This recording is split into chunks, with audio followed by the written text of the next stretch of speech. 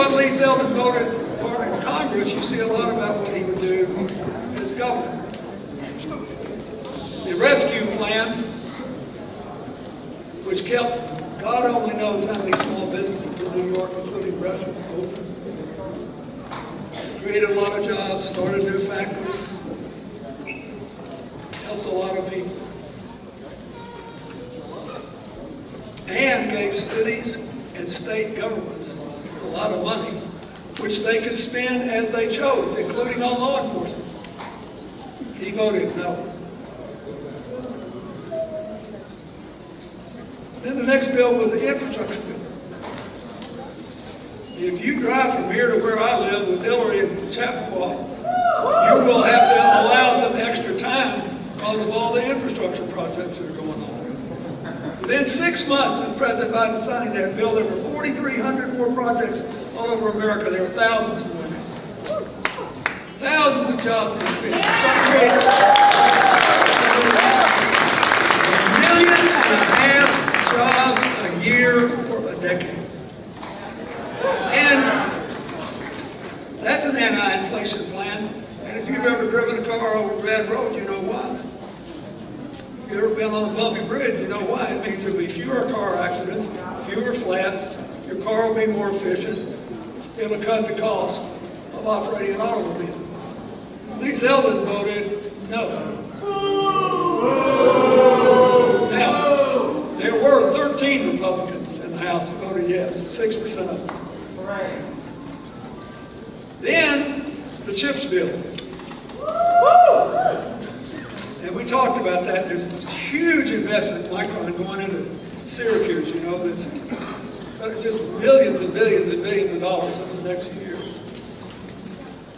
Not only did they decide to come to New York, but they decided to come to New York when they were going to go to Texas because they said costs were lower. And Kathy Hochul in her agreement said, I'll meet the cost. We'll pass the law, we'll meet the cost, we'll need the jobs in New York, and they're coming to New York. That's what a governor does. But when it came to that, we had 24 Republicans for the infrastructure bill, for the CHIP bill, that's about 11% of them. Lee Zeldin voted no. Then this Inflation Reduction Act, I thought made a lot of sense because it's crazy that we can't have our government barter for lower drug prices from big drug companies. Everybody else does.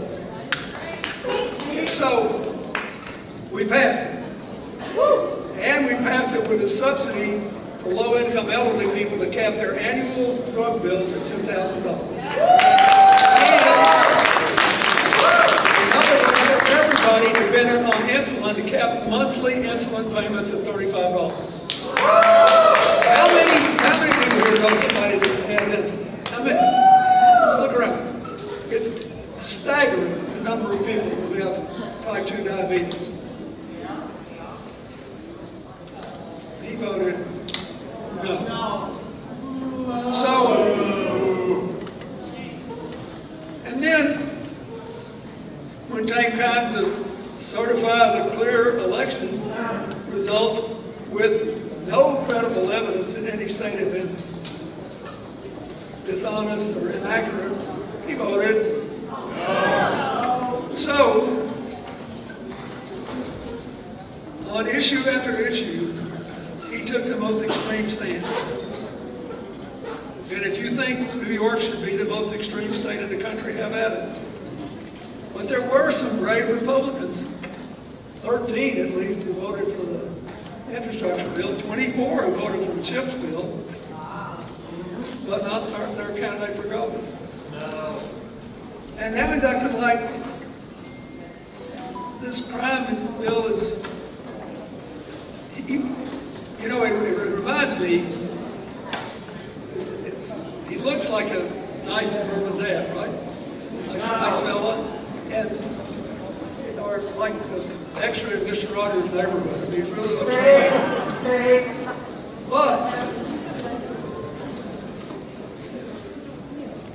But when it came to keeping our kids safe and getting drug prices down, and rebuilding a modern infrastructure and putting everybody to New York to work with good jobs that we can possibly put. Whatever it is, when it came to that, he always found a reason to say no. So that's the reason you should say no to the Zeldin. And you've got a few days here where you can go out and talk to everybody that lives in this borough. This is the biggest Democratic county in the United States of America.